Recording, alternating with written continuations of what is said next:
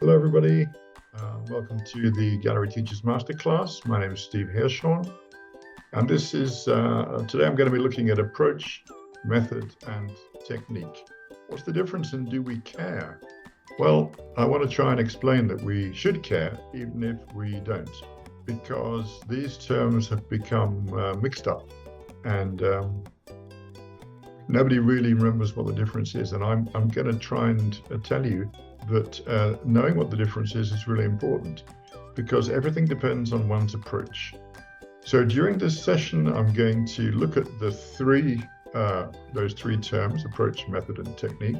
I'm going to define them, and then I'm going to go on to explain how you create an approach, and in creating an approach, what benefit that gives you and your students, because the approach is if you like, the top of the list, and everything else depends on that approach, that theoretical approach.